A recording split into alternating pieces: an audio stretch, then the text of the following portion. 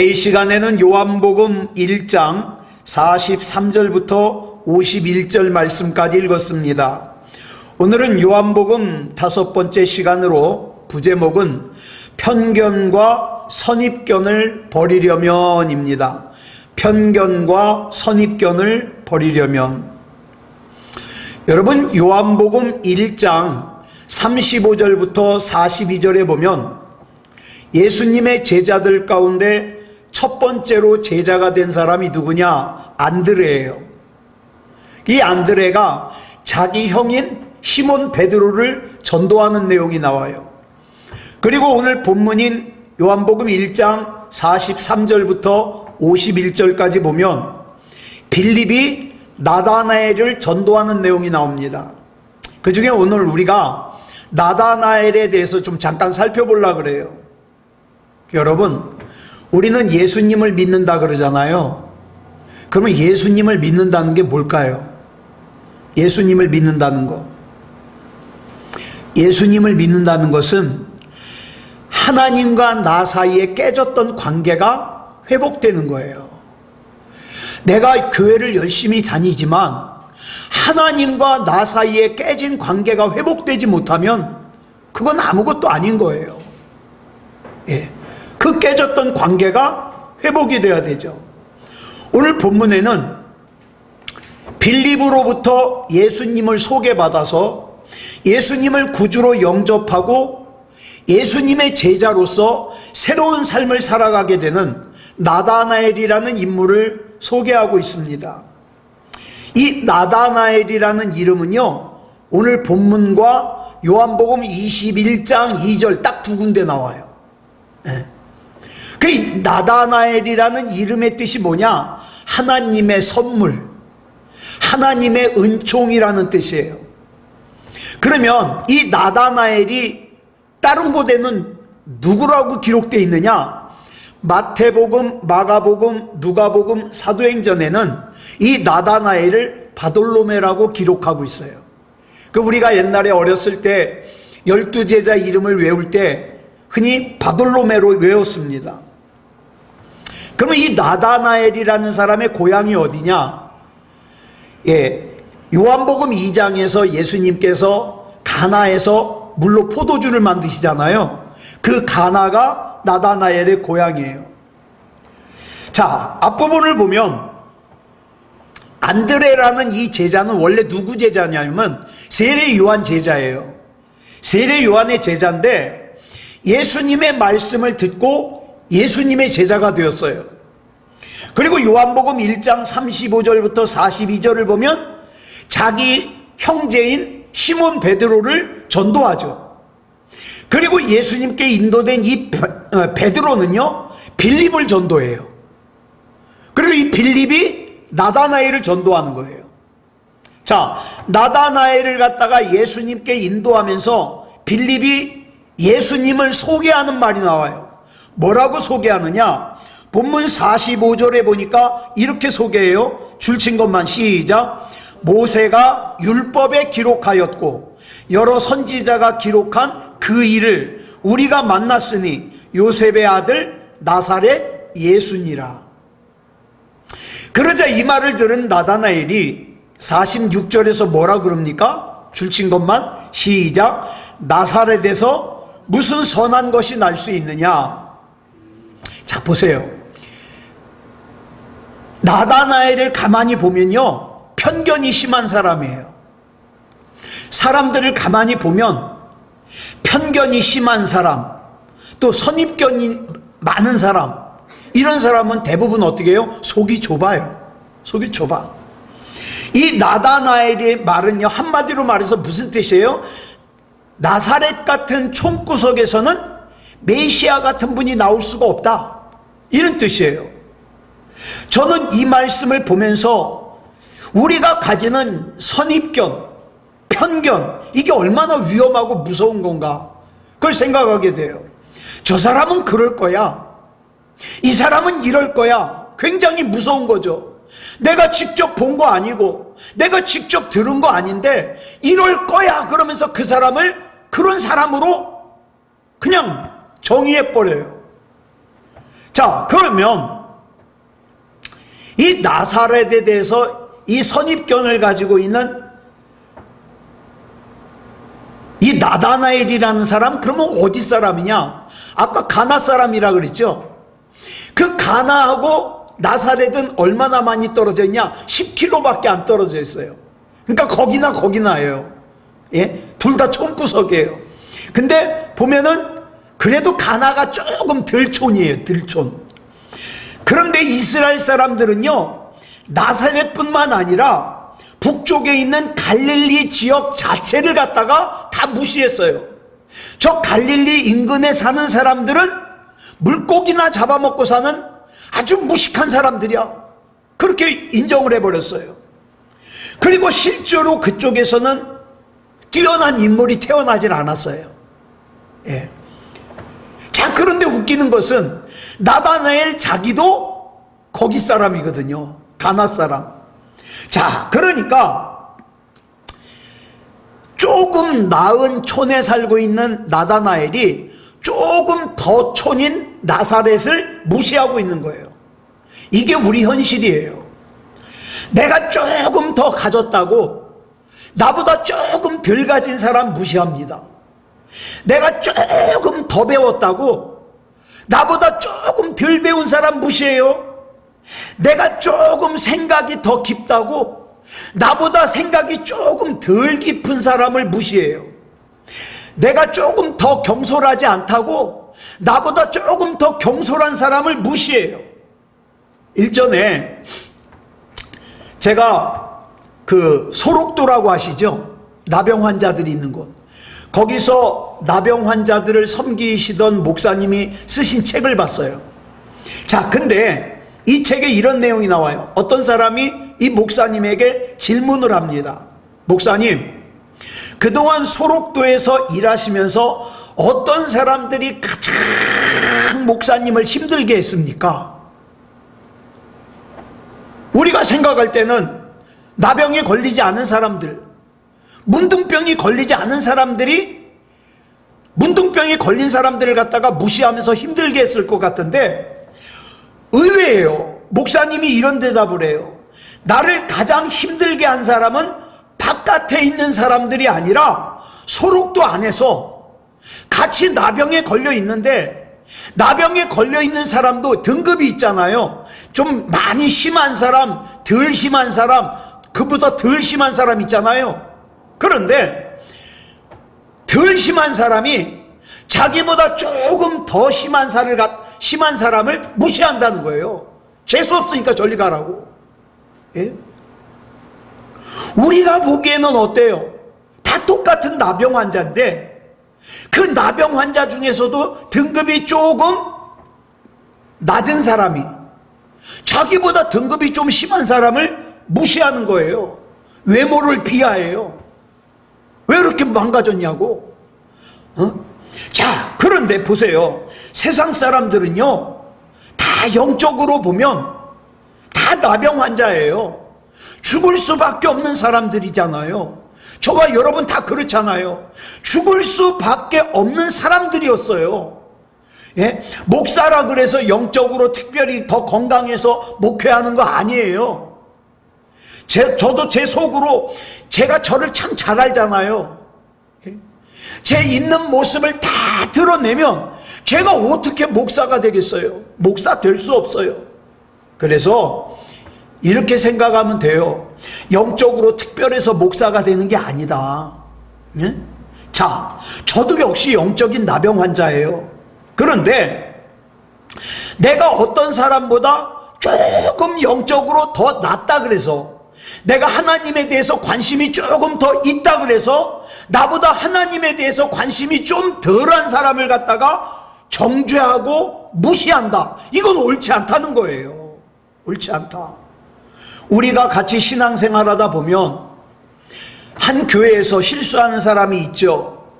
생각이 좀 부족해가지고 경솔한 사람이 있을 수 있어요. 그러면 우리가 저 사람은 왜 저래? 왜 저 사람은 말을 저렇게 해? 왜 저 사람은 행동을 저렇게 해? 그러면 안 된다 이 말이에요.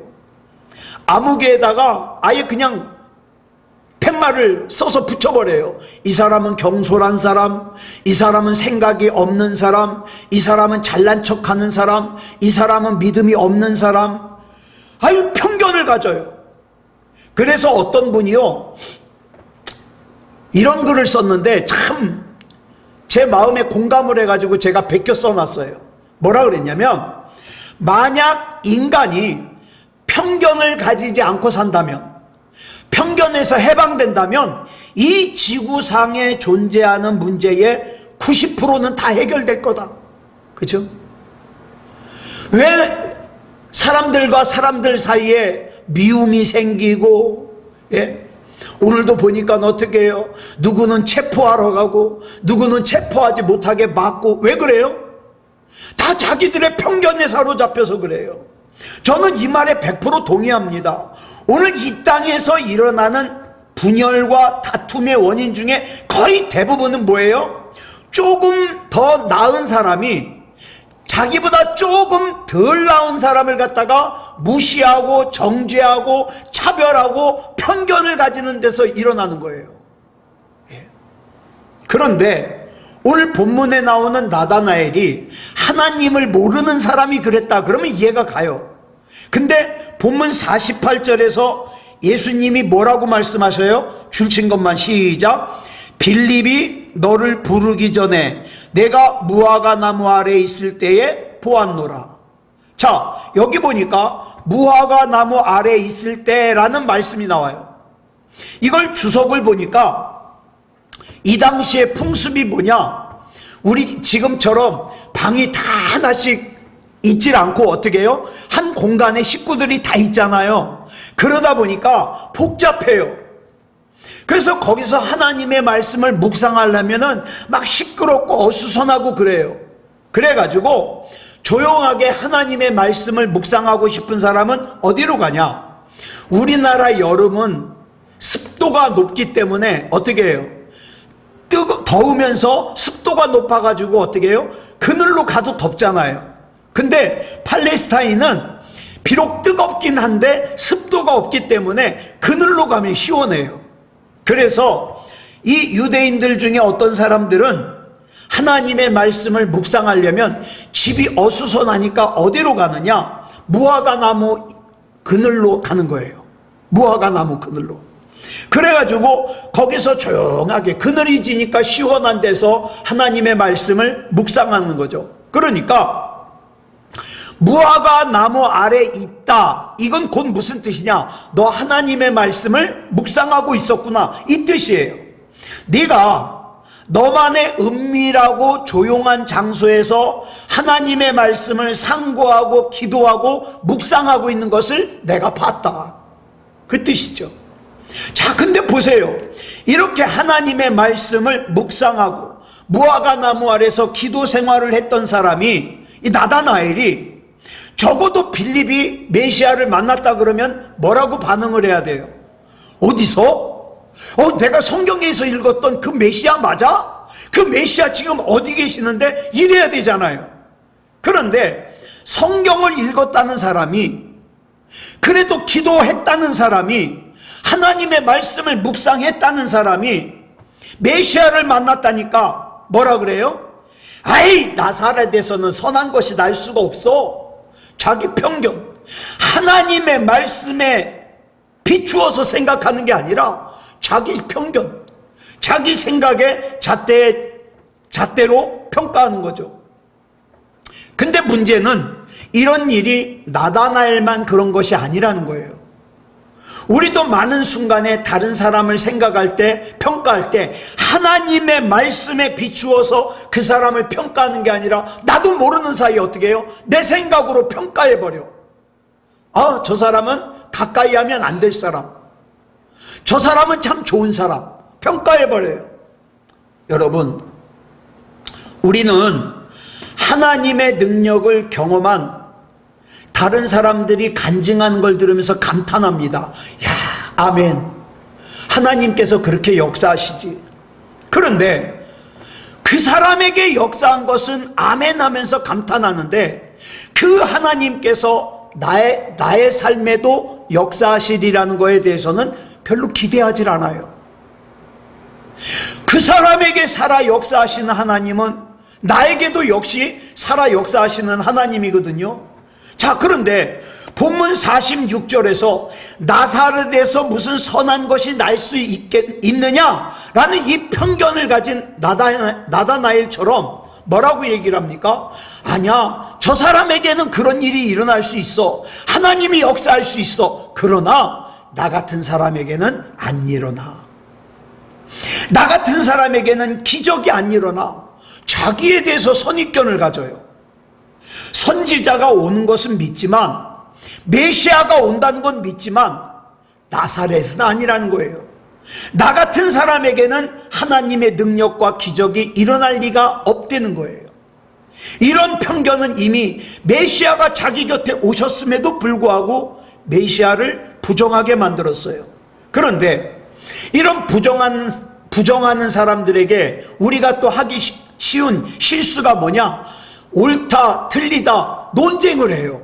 아니야, 내 말이 맞아, 네 말이 맞아, 논쟁을 해요. 근데 나다나엘을 전도하는 빌립은 논쟁을 안 해요. 뭐라 그럽니까? 간단해요. 와 봐라. 네가 직접 와서 봐라. 이렇게 얘기해요. 자, 그러면 이 나다나엘의 편견이 어떻게 사라집니까? 예수님을 만나니까 사라져요. 오늘 우리도 마찬가지예요. 내 안에 가득한 선입견과 편견은 내가 주님을 만나야 사라져요. 내가 주님을 만나야. 그래서 우리는 반드시 주님을 만나야 되는 거예요. 이스라엘 신앙의 핵심은 메시아를 기다리는 대망사상이에요.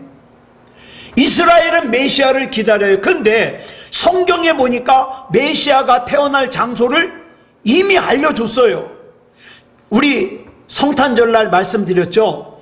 마태복음 2장 2절을 보니까 동방에서 온 박사들이 유대인의 왕으로 나신 이가 어디 계시냐 물어봐요. 그랬더니 헤롯이 깜짝 놀래요. 왜?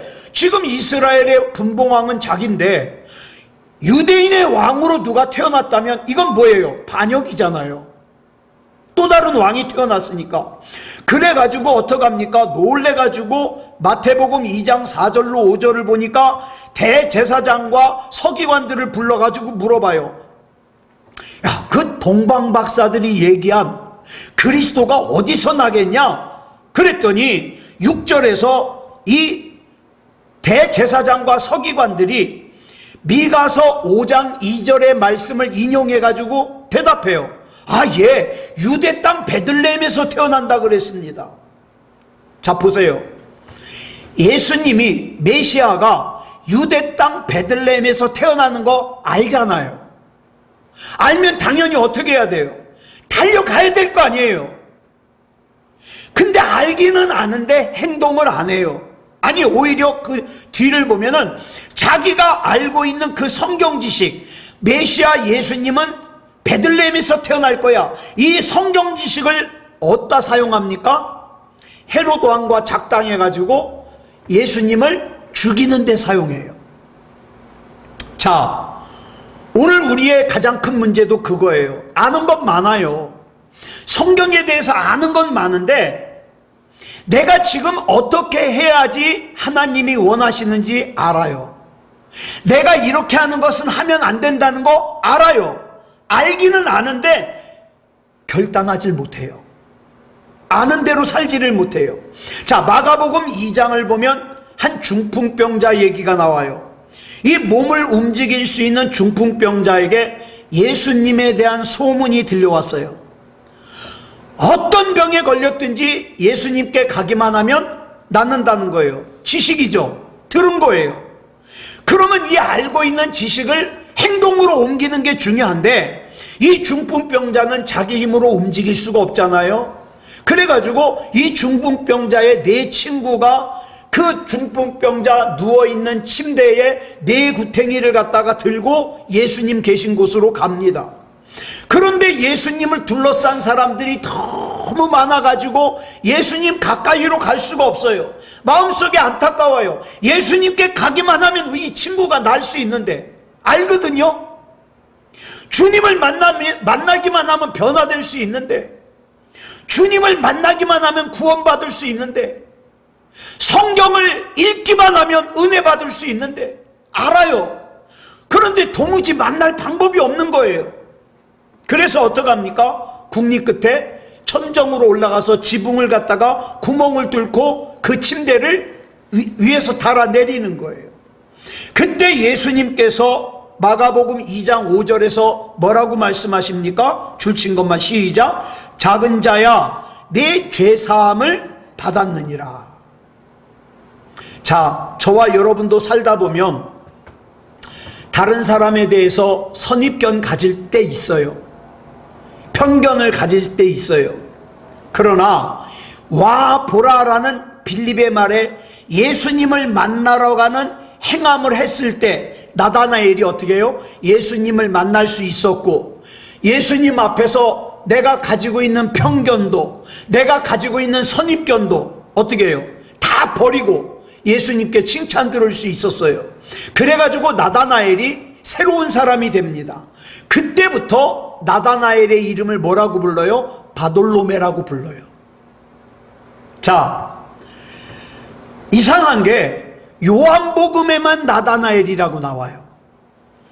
이걸로 봐서 그가 예수님을 만나기 전에는 바돌로메였는데 예수님을 만난 다음에 나다나엘이 됐다는 걸 알 수 있어요. 왜? 다른 성경에서는 다 바돌로메라고 부르니까. 그러면 바돌로메가 무슨 뜻이냐? 여러 번 강조했어요. 바는 뭐예요? 뭐뭐의 아들이란 뜻이죠. 그러니까 바돌로메, 돌로메의 아들이라는 뜻이에요. 아무 의미가 없어요. 그냥 아버지 돌로메의 아들이라는 뜻이에요. 바디메오는 디메오의 아들이라는 뜻이에요. 이런 의미 없는 이름이 어디 있습니까? 그런데 예수님을 만난 뒤에 이름이 나다나엘이 돼요. 그 무슨 뜻이에요? 하나님의 은총, 하나님의 뜻, 이런 뜻이죠. 선입견과 편견의 약점을 가지고 있었던 바돌로메였지만 듣기만 한 것이 아니라 예수님을 만나고 나니까 아무 의미도 없는 인생이었던 바돌로메가 뭐가 되는 거예요? 나다나엘이 되는 거예요. 하나님의 뜻이 되는 거예요. 이런 예는 창세기 32장에도 나와요. 간사하고 치사하고 질투의 화신이었던 사기꾼 야곱이 하나님을 만나고 어떻게 됩니까? 이스라엘이 됩니다. 그리고 그 뒤로 하나님께서 자신을 소개하실 때 뭐라 그래요? 나는 아브라함의 하나님, 이삭의 하나님, 야곱의 하나님이다. 이렇게 소개하세요. 어쩌면 나다나엘이 무화과 나무 아래서 하나님의 말씀을 묵상할 때 창세기 32장을 읽으면서 하나님, 나도 야곱처럼 변화시켜 주세요. 그렇게 기도했을지도 몰라요. 그 나다나엘을 향하여 본문 50절에서 예수님께서 뭐라고 말씀하십니까? 줄친 것만 시작. 이보다 더 큰 일을 보리라. 무슨 말이에요? 내가 그동안 혼자 기도하고 혼자 생각하고 혼자 묵상하고 혼자 바라던 일보다 더 큰 일을 너를 통해서 이루겠다, 이 뜻이죠. 자, 이제 저와 여러분이 정말 하나님을 믿으면서 나도 모르게 내 속에 가졌던 선입견, 편견, 그 다음에 나 자신에 대한 열등감, 다른 사람들은 다 잘 풀려도 나는 안 풀릴 거야, 이런 자기 자신에 대한 열등감, 이런 걸 다 내려놓고 믿음으로 결단할 때 주님께서는 우리를 자유하게 하실 뿐만 아니라 어떻게 해요? 큰 일을 보게 해주시는 거예요. 큰 일을. 제2차 세계대전이 일본군의 무조건 항복으로 끝났잖아요. 그래서 이제 미국이 일본군한테 무조건 항복 문서를 받는 거예요. 자, 근데 이때 그 항복 문서를 받은 배 이름이 뭐냐? 미주리라는 이름을 가진 배예요. 미주리호. 그 위에서 미국 대표로 누가 나왔냐? 메가더 장군이 나왔고요. 일본 대표로 해군 제독인 야마모토 이소로쿠가 나왔어요. 자, 그런데 이 전함으로 이 해군 제독이 올라와 가지고 악수를 메가더 장군한테 악수를 하려니까 메가더 장군이 인상을 팍 쓰면서 악수를 안 해요. 왜 그러냐 그랬더니 메가더 장군이 이렇게 대답을 해요. 악수를 하려면 먼저 당신이 차고 있는 그 칼과 총을 내려놓으시오. 그래가지고 그 일본 해군 제독이 자기가 차고 있는 칼과 총을 갖다가 다 풀어서 내려놓으니까 그제서야 악수를 하고 안아주는 거예요. 포옹을 하는 거죠. 우리도 마찬가지예요. 우리 하나님 앞에 기도 제목이 있잖아요. 나 정말 하나님 앞에 이렇게 살고 싶잖아요. 그러면 어떻게 해야 돼요? 내가 먼저 풀어놔야 될 것이 있어요. 내가 내려놔야 될 것이 있어요. 내 생각에는, 내 판단에는 이런 것을 하는 내 지식의 칼, 다른 사람을 향하여서 겨누었던 내 정죄의 칼, 다른 사람에게 대해서 선입견을 가지고 편견을 가졌던 그 정죄의 칼, 그거 다 풀어놔야 돼요. 그리고 어떡합니까? 하나님 앞에서 하나님 나 아무것도 안 가졌어요. 미움도 내려놨어요. 편견도 내려놨어요. 선입견도 내려놨어요. 나 주님이 아니면 안 돼요. 그럴 때 우리 주님이 나를 안아주신다 이 말이죠. 자, 다른 사람들을 향하여 가졌던 내 편견과 선입견들을 다 내려놔야 주님께서 내 손도 잡아주시고 안아주셔요. 그리고 이전보다 더 큰 일을 하게 하시는 거예요. 사도행전 2장을 보면은요, 오순절날 마가의 다락방에서 120명의 성도들이 기도를 하다가 성령을 받았어요. 자, 이 120명의 성도들이 기도를 하다가 성령을 받은 다음에 제일 먼저 선교하러 나간 사람이 누구냐? 나다나엘이에요. 이 나다나엘이 어디로 갔느냐? 인도로 갔어요. 자, 이스라엘에서 인도까지는 거리가 4,530km예요. 엄청나게 멀어요. 얼마나 멀고 험난한 여정이에요? 그 멀고도 험난한 여정 가운데 나다나엘은 이전보다 더 큰 일을 하고 큰 체험을 했어요. 전설에 의하면 이 나다나엘이 인도에서 순교를 당해요. 순교를 당하는데 어떻게 순교를 당하냐? 이 살 껍데기를 다 벗겨서 죽여요.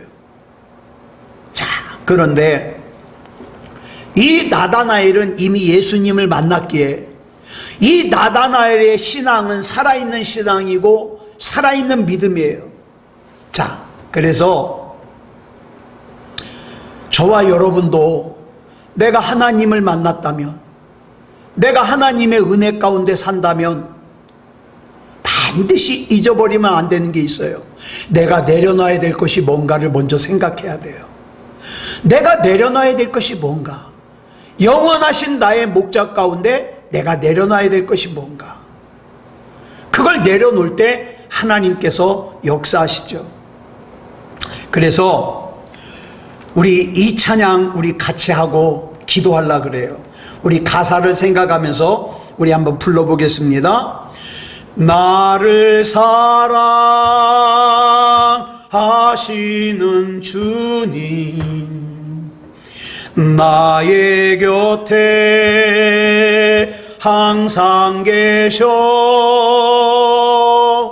나의 맘과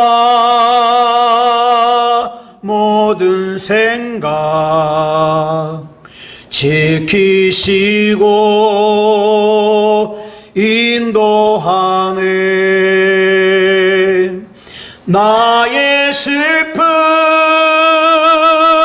위로하고 나의 멍에 함께 메어 주시는 사랑의 주 예수님은 영원하신 나의 목자 그의 품에 안기어서 영원토록 나 살으리. 나를 축복하시는 주님, 주의 성령 부으시사 나의 말과 모든 행실 주를 위해 이끄시네. 세상 이길 힘주시고 전성 향해 날 인도해 주시는 능력의 주 예수님은 영원하신 나의 소망, 그의 나라 가기까지 주를 위해 나 살으리. 나를 사랑하시는 주님, 주의 말씀 내게 주사 나의 발과 모든 길을 비추시고 인도하네. 푸른 초장 물가으로 나를 항상 인도하여 주시는 사랑의 주 예수님은 영원하신 나의 목자, 그의 사랑 영원토록 감사하며 나 살으리. 아멘. 자, 나도 모르는 사이에 내 안에 선입견, 편견이 가득 차 있을 수 있습니다. 내가 하나님을 믿지만, 내가 성경을 읽지만 하나님께서 나를 통해서 역사하실 거라는 기대감이 있지만 이 편견, 이 선입견을 내려놓지 못하면 하나님이 사용하실 수 없습니다. 하나님 이 시간 나를 불러주시옵소서. 하나님 이 시간 나를 체험시켜 주시옵소서.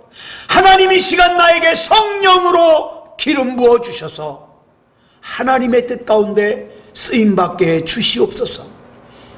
이렇게 이 밤에 기도하는 저와 여러분이기를 원합니다. 기도하겠습니다. 사랑의 아버지 하나님, 감사합니다. 하나님의 은혜 가운데 이 시간 요한복음 1장의 말씀을 통하여 나도 모르는 사이에 내 마음속을 점령하고 있는 선입견 또 편견이 있음을 살펴보았습니다. 하나님, 하나님의 영으로 인도하여 주셔서 내 안에 있는 선입견과 편견이 다 제거되게 해 주시옵소서. 하나님 안에서 온전한 사랑을 가지고 보게 하시고 온전한 기대감을 가지고 보게 하시고 또 위에서 기도할 수 있는 하나님의 사람이게 해 주시옵소서. 사랑의 아버지 하나님, 내 속에 있는 섭섭함과 미움과 또 편견과 선입견이 다 제거되길 원합니다. 그저 하나님 바라보며 하나님께서 나를 사랑하셨듯이 나도 역시 사랑의 눈을 가지고 볼 수 있게 해 주시옵소서. 이 밤에 우리 또 기도할 때에 우리 하나님께서 붙잡아 주셔서 하나님의 영으로 인도하여 주시옵소서. 모든 것을 우리 주님 앞에 맡겨드리오며 그리스도 예수님의 이름으로 간절히 기도드려 싸움나이다. 아멘.